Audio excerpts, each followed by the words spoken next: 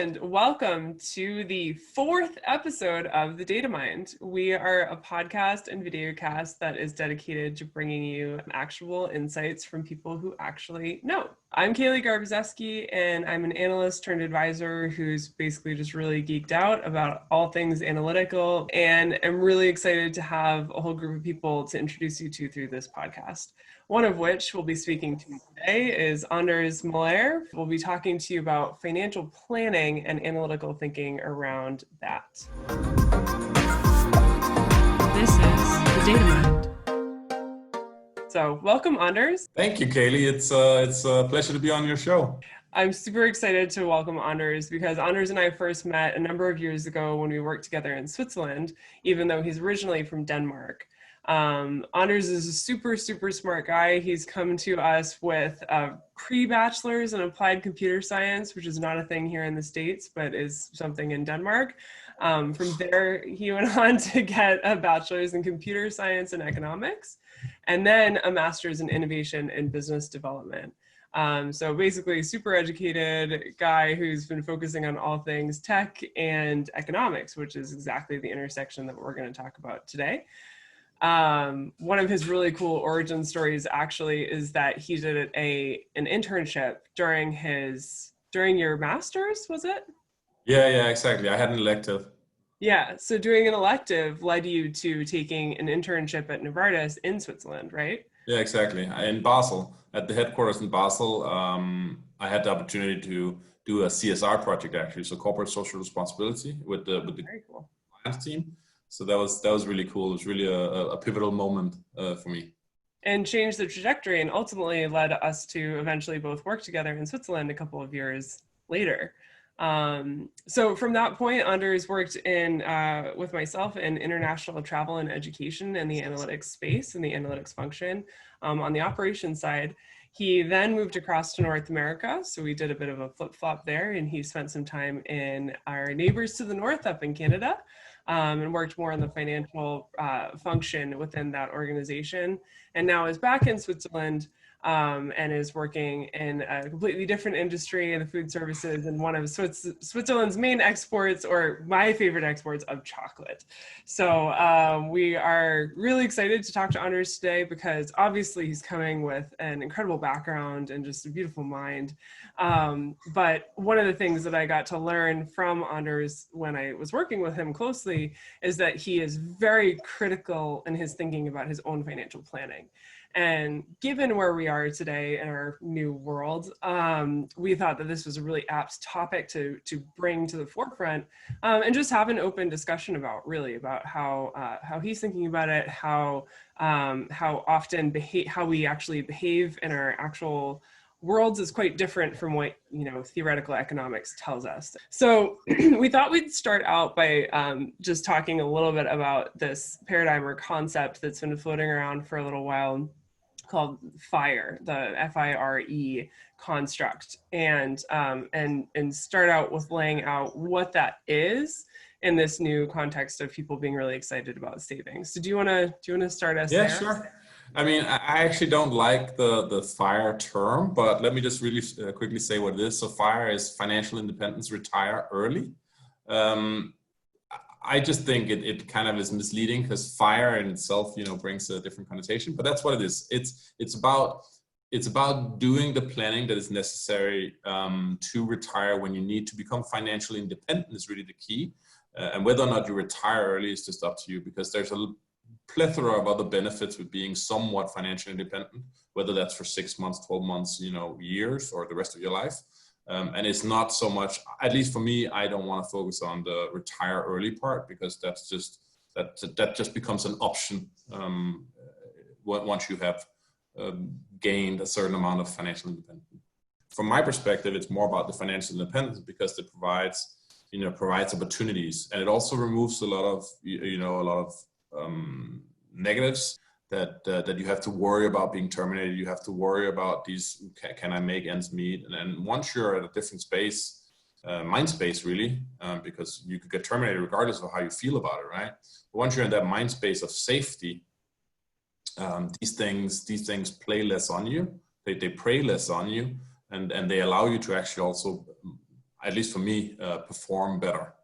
So let's dive right into a couple of those topics that you already outlined, which I think are kind of like the base when you're starting to lay the foundation for your sort of financial plan. The first of which arguably is the budget, right? Yes, so, absolutely. So it's really kind of, you can, I actually want to start one step earlier than the budget, right?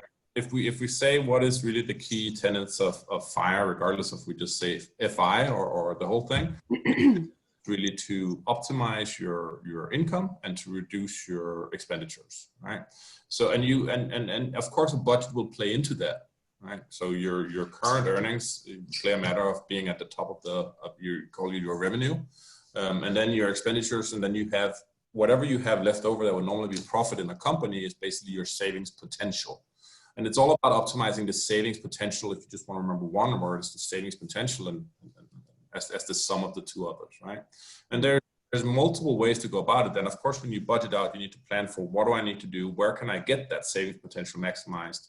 I mean, you know, should I, in the US, it might be the difference between living cheaply in a state with one income, and then your savings potential is X, living more expensively in a different state that's more expensive, but you have higher earnings post-tax, and then is your savings potential then Y. And also think of it not just as an absolute in the moment, but think of it also as the experience that I gained, the opportunities you gain.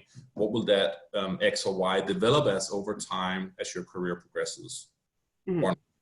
So it's really about maximizing not so much your earnings as it is maximizing your savings potential over time.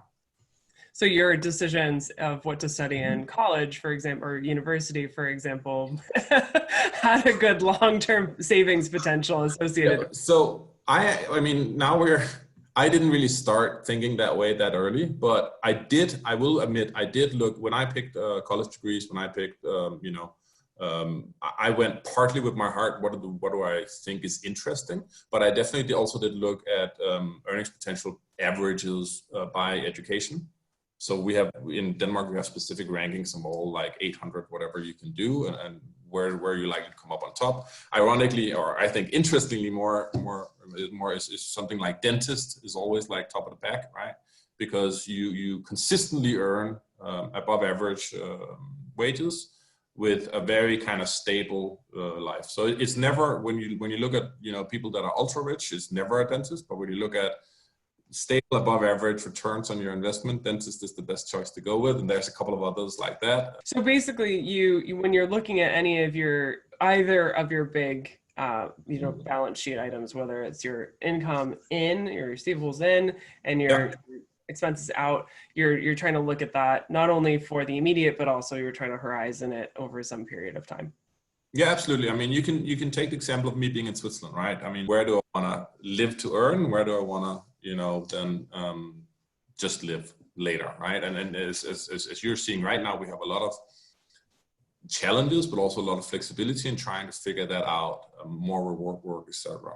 There'll also be pressure. We should expect pressure coming on the other side from employers, that if you're working from home, they're not currently paying someone that works remotely from India or even from England or whatever, the same as they're paying someone who's working remotely from, San Francisco. So you also expect pressure coming in there, and you'll see as remote work is effective, that they'll probably also try and pressure prices a bit on the earnings side. But still, right now you have an excellent opportunity to really minimize your cost and optimize your earnings. And this is true regardless of you're making, a lot of money or not a lot of money. It's really about making that delta. So, I mean, I lived in shared flats until I was 32, right? I mean, I've never lived alone because it was just too expensive. And of course I could have worked more. I could even afford it on the earnings I had. I could have worked more. But that wasn't really the value I wanted, right? So instead I just lived at a really low cost. And then that means you compromise on a ton of things. And as we get older, or whatever other reason, we might not want to compromise on these things, but you have to be aware that has real impact on that delta you're providing and those future options. Yeah, so I think that one of the themes that we'll touch on throughout this whole conversation is conscious decision making. And so I think that you've already highlighted to on both the income front and on the cost base front, right? So in the US, for example, what you were describing in terms of the tax differentials, they range from 0 to 8.3%, depending on which state you're looking at living in, which, as Anders pointed out, you currently have the flexibility of choosing, right? So certain states like Nevada, for example, have no state income tax, which means it's 0. California, its neighbor, conversely has 8.3% as its state income tax currently, and we're in the middle of 2020. So that is a big differential in terms of your actual earning power, right? Because it affects your cost base, but in off the top line of your earnings. Conversely, when on your controllable cost base with wherever you're living, your cost of living, you're saying you reduce the budget on for based on value, your internal value metrics, which I really want to talk about quickly here. But just because you bridged us from the top line to the second line, the cost out, let's talk really quickly about how you think about budget versus budgeting your costs versus your income. I mean, we have budgets. Me and my I want to say wife. I mean, whatever, fiance. We have a budget. So we have certain necessities, and then we have other ones that are more optional. And you really want to just look at every single kind of post in your budget. I mean, you go through, you have a vacation, you have birthday presents and whatever, you have activities, you have, I don't know, date nights and stuff, right? And it's one of the mistakes I've made, that when I go shopping, I might be like, oh, this one is $3, which that one is $2.50. And I'm saving 50 cents by contemplating something over, 5 minutes. That's not where you make the money, right? I mean, we feel like that's where we make the money, and then we go home and we buy like a $500 shoes or something, right? That's a totally disproportionate thing. So you want to go through your budget, you want to go through the big posts and see any of those things I can cut on. If you can cut $500 on rent on a month, I don't know what the rent prices are like in the US, but if you can cut $500 or 10% on rent or 20% on rent or whatever it is, you can cut 10% off your phone bill, you can cut 10% on some of the bigger posts. That's a much more delta than trying to optimize whenever you're in the store or something like that. And the big thing you're going to see is that as you increase the delta, the future choices ends up being immensely more kind of open, and they grow so much faster, right? From a 0% savings to 10% savings that's even, then it suddenly materializes. And from 10 to 50%, from 50 to 75%, you see massively drastic changes in how soon could you, have safety of financial independence. We obviously want to do whatever we can to optimize the income that we're making. And sometimes that could mean that we're going back to school. Even. That could mean that we're doing absolutely earning our income in the short term, but are looking at it over the long-term trajectory. Yeah. And then on the cost side, similarly. So we're starting to get into valuation, right? So in theoretical economics, we're constantly talking about utility, right? Utility being how much happiness basically is generated from whatever your activity you're doing, whatever you're buying for yourself. And it's theoretical economics. It's very black and white. It's like, oh, okay, if Anders buys this cake tonight and eats it, he's going to get 1 point of utility. Whereas if he gets to buy the $1 million house in 10 years, he's going to get 1,000. So he was obviously going to choose the 1,000. However, we're not robots. Anders is kind of close to a robot on the spectrum, I have to say. Actually, I'm going to caveat that statement. But we're not. And we also don't necessarily always take into account, or at least let me say, I personally don't always take into account that horizon, and therefore all of the trade-offs that we're actually making when we're deciding to do something in the short term. So this is where I think it gets pretty interesting. So can we start to talk about valuing today's spend versus tomorrow's? Yeah, that is super hard. I mean, I think in our pre-talk, we also briefly touched upon why it is hard. I mean, there's both the horizon. We as humans tend to be really bad at forecasting the future, right? There's also the live in the moment kind of thing that we hear a lot about. We still need to feel sated now. We still need to feel good now. We don't want to only slave away to have some kind of mythical thing in the future, right? So you gotta find a good balance. It's really about figuring out what is it worth it to you. I think you also need a a positive outlook. You need to know, you need to expect yourself to be there in 10 years, right? Because otherwise, if I'm going to lose it all, I might as well spend it now. So you got to have that positive outlook. And this is not just an economic thing. I mean, this goes for a lot of things. I mean, if you can factor in that mental thing, you might be able to quit smoking. You might be able to quit drinking. You might be able to exercise more often. I mean, you might eat more healthy. You might drink less sugar water. You know, whatever it is, these things are all utility choices that have a future offset on average, right? So absolutely, I think when you try and assess these things, what I say is, you know, I work with probably, you know, 5 to 10 year horizons. And I think all of the things I'm seeing in the future, so I have a very kind of clear vision of what my future is, not so much career-wise, but more in the sense of what are the options available to me, and which one I pick, I don't know, but what options will be available, and what are the sacrifices that they require today. And typically they just require that if I want to be able to retire, you know, in 5 years, 10 years, whatever it is, then it requires that I keep at least my expenses under control today. I live in a very modest flat in Switzerland. Even though I have a decent income, I could live more extravagant, but I don't. I could also live less extravagant, but we've kind of set that line somewhere, right? And we could have that more luxury life here, but it would mean zero savings. So we could enjoy that right now, but that would just, then we wouldn't be able to live that life in the future. And it's really about picking, when do I need that life? If I'm working, you know, 8-10 hours a day anyway, do I need it now, or do I want it in 10 years when I'm done working, you know, 1 to 2 hours a day maybe? And then I have that much more time to enjoy my nice surroundings. And I think that the happiness and the utility that provides would be significantly higher than having that big house with that big car when you're anyway, you know, going into an office or you're sitting in front of your computer, where it doesn't really provide you the benefits that would otherwise bring. And I think this point is exactly why it's very, very, very difficult to say across the board that at 20, you should do this, at 25, you should do that, at 30, you should do, because it's all personal preference. What's your risk profile of what I'm going to believe I'm going to be able to do, or how long I'm going to be able to live? There's literally that question, right? So someone at 20 who believes that they're going to live to 100 might save every single penny and be like, yeah, I'm going to work for 30 years and then just enjoy it for 50. Versus if you have a different mindset, then you might see things differently. So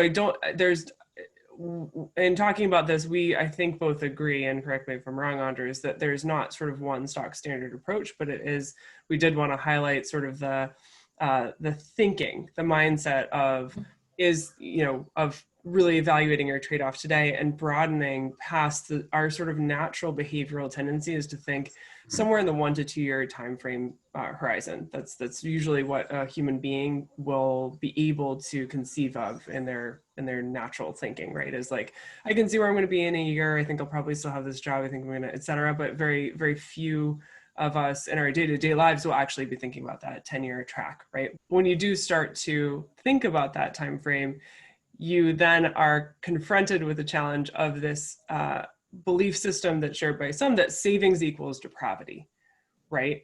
And so I think that that's something that I just wanted to talk about in terms of growth mindset and true mindset work, that even though we're talking about a very quantitative exercise, which many can do, there's a difference between putting numbers on a spreadsheet and saying this is going to be my budget, and then enacting it in real life. Yeah, I mean, I think growth mindset is an important thing as well. I've learned to believe that if I face a new programming challenge at work, if I face something, you know, in work, I can learn to overcome that, but it requires, you know, persistence and training and reading and learning by doing, and these other ways of learning. But I'll get there, right? I mean, when you look at babies, I mean, if we were inherently stupid or smart, and we might have, you know, there might be some genetic disposition for this, but if we were inherently stupid or smart, then how come all babies learn to speak,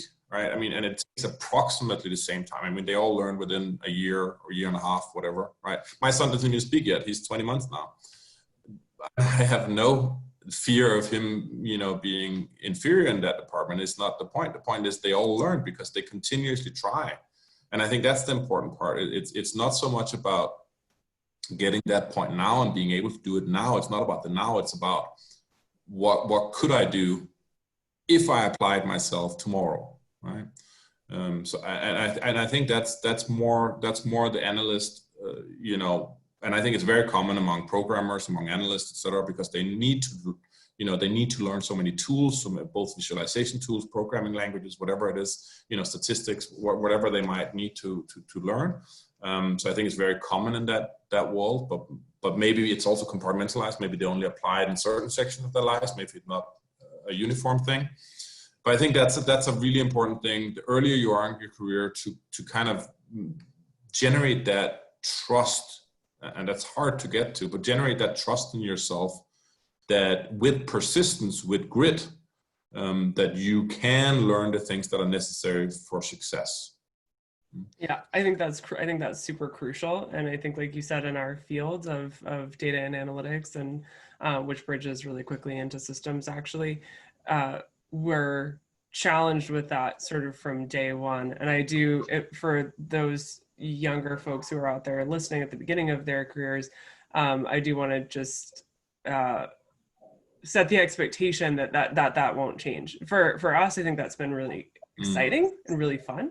It really truly is a continuous learning environment where you're constantly learning, you're constantly facing the new challenges that you need to solve and find new ways to solve.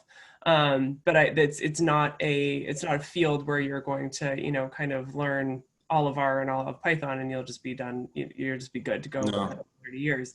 So I think that's a real advantage that we have. I think that we're kind of forced to learn to start to trust ourselves in that way. But I think it's good if we can internalize that consciously and realize, okay, wait, I did learn how to do this thing within this amount of time frame. I did, doing retrospectives can really help solidify that belief system and that sort of self-assurance. I don't want to say confidence because it's not unfounded. It's really data-backed self-assurance, and I think that applying that to your overall career can just have huge benefits in terms of your income potential and your life. Yeah, no, absolutely. And I think if we're just briefly touching about career, I mean, I think career is an important part of this fiery, right? So if we briefly touch upon it, I think it is useful to map out expected career paths. I don't think you should map out a singular career path because then you close yourself off for opportunities. And I mean, I've been, zigzagging my way to more, I don't know if I should call it success or whatever, but I've definitely been zigzagging my way through a career. It doesn't mean I don't have an outlook. And I think you need to kind of think about the different things you can do to make yourself ready for several options, right? And then figuring out what's your interest and figuring out what's your skill gap. And then bridging that whatever way you can. Because I don't think there's a single path for any of us to get to what we might want. So maybe this is a good time to talk about risk calculations. And I think that one of the examples that we had talked about in our prep was, was if you wanted to save for a house, for example, and the different time horizons that you're going to be doing that on, what you might consider. Do you want to take us through that example? Yeah, sure. I mean, so depending on where you are in your life and how much you already have saved, I think in most cases, it is cheaper to own than rent. I mean, that's true for most of it, depending on the alternative, interest you can earn on the money that you would have invested in your house. I think over the long, if you're thinking about risk in that aspect, right? I mean, you're looking at the housing market over the last 100 years, it's increased significantly. If you look at the last 10 years, it's increased significantly. But if you look at, any given 2-year period or 3-year period, you might see very big drops. And there's also regional drops that even if you look over longer periods, that they haven't increased in the same part, or they might even have gone down over a 10-year period because of, flight or whatever. So you probably want to have a horizon that is at least 5 years to maybe 4 years to invest in a house. And because the main reason for this is really because there's typically handover fees, there's notary fees, there might be taxes, there might be land transfer tax, whatever, I don't know, it depends on the state, the country, etc. So there might be certain costs associated that even like, let's assume that housing prices stay flat. That's not the most likely outcome, but let's assume it for a second. Then you'll still have some fixed expenses of takeover. It might be to real estate agents, etc., both from buying and selling. So you'll have a certain amount of fixed expenses that you'll need to cover by the reduced cost of rent, right? Right. If that's, does that make sense to you as well? Yeah, no, I couldn't agree more. I think that housing investment calculations are one of the most commonly mistaken. I think that it's very easy to basically look at a house, say, I'm going to buy this house for this amount of money. I'm going to put this much in, and then when I take that much, and then I'm going to sell it for this much, and that's my total return. But there's all the fees that you just mentioned in the middle. There's the comparative advantage that you may or may not be losing out on depending on your opportunities of alternate investment vehicles. So Absolutely. I think that there's, I guess one of the points we wanted to make here is that there's a lot of emotion in our own personal finances, right? Whether it is in terms of how much we're making, right? So we associate a lot of self-worth with our base salary, for example, right? Or our titles and things like that. But I think that looking at over a long horizon and saying like, this is what my potential is going to be or not, is ultimately that's the objective equalizer, right? So it's not necessarily about you, this is about what you're going to earn. And what you have the capability to earn and what you're willing to prioritize. Are you willing to prioritize putting in extra hours at night or into your education or into your coaching, et cetera, to increase that? Or would you rather, be at brunch every weekend with your girlfriends or be at home with your kid? Like there's no right or wrong answer. That's for each of us to decide. Yeah, I think the biggest thing you need to realize with the house investment is that for the majority of us, especially first-time buyers, this is by far the majority of assets that we have, and we have to mortgage ourselves to be able to afford it, right?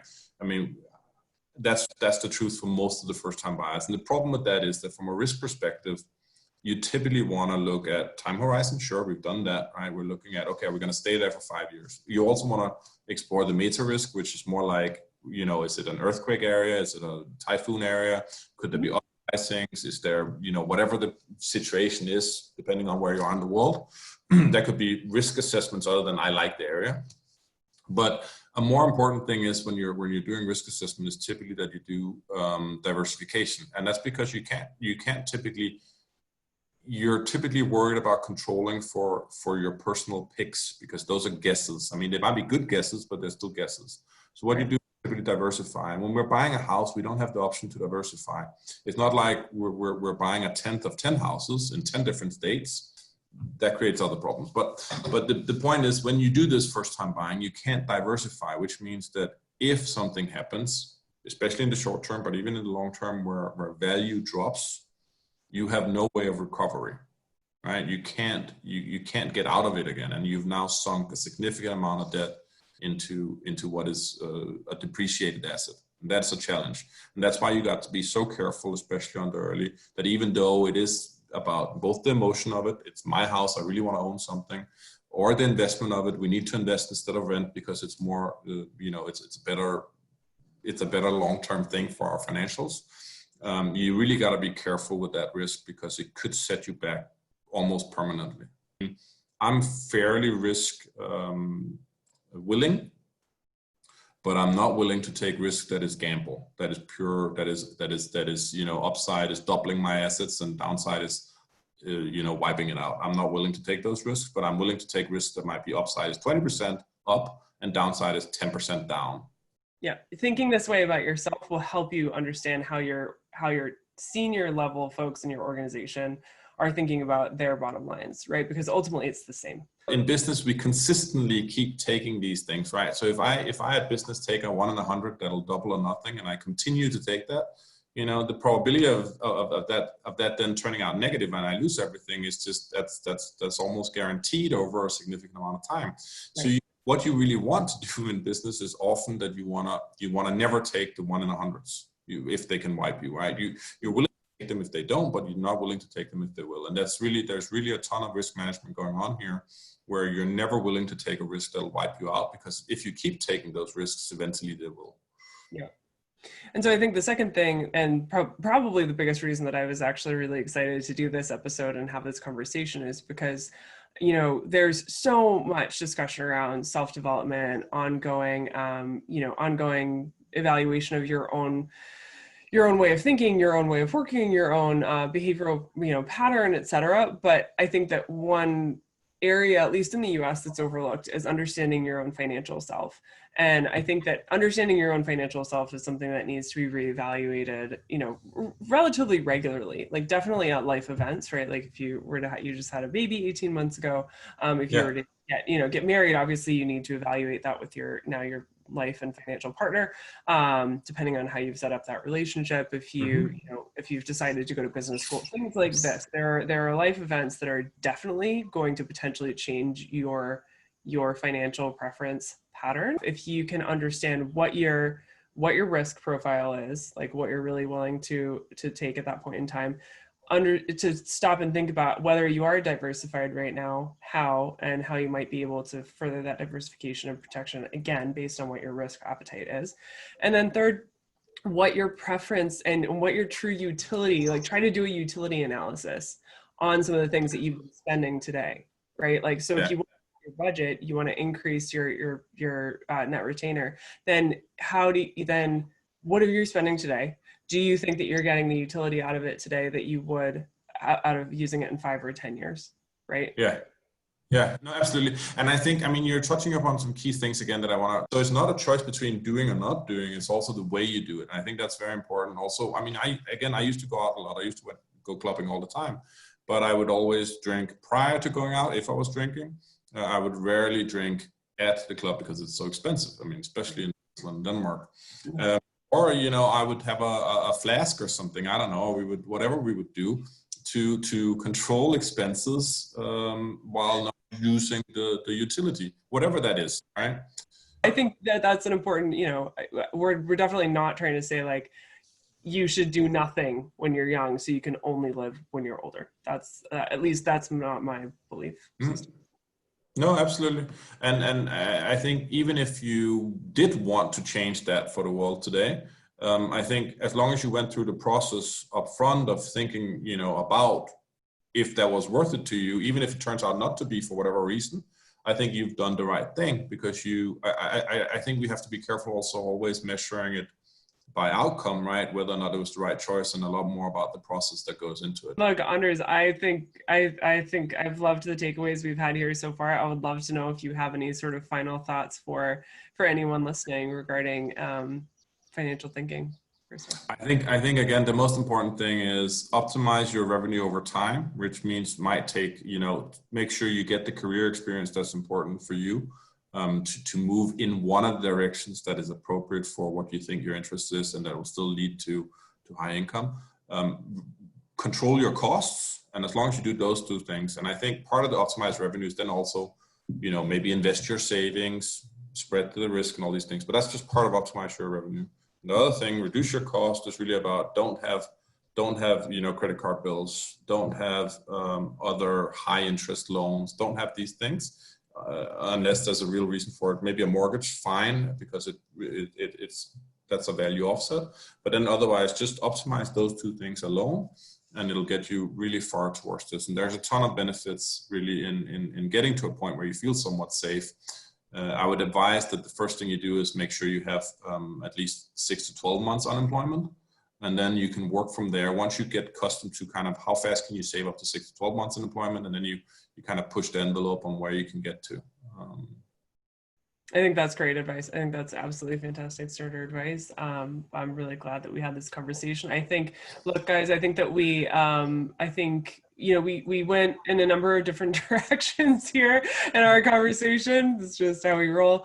But also, I think, we were trying to talk about it from a mindset, from how to think analytically and critically about some of these topics that are once again just naturally very emotional, and often, at least again, and at least the part of American society that I've been exposed to, quite overlooked. Like they're kind of brushed under the table in most educational settings and so forth. So I think that was kind of the main point of today. We skimmed over a lot in terms of the details of risk analysis, investment, diversification. If those are things you're interested in hearing about, please drop a comment, let us know. I think, we could definitely go much deeper on any and all of that, which as analysts, of course, we're thinking about all the time. So please let us know. Next up, we're talking to Sadie, who is this incredible woman that I've been introduced to in Sacramento, California, who is the founder of Women in Data and also a consultant at Accenture, who's going to be talking to us a lot about being a woman in data, and also about constituting applied intelligence strategy throughout organizations. So we're going to kind of pivot away from some of the topical discussions and more into the guts of working in analytics, which I'm really excited about. So hopefully you are excited about that as well. And we'll see you then. Thank you so much, Anders. Thank you for having me. Okay, bye.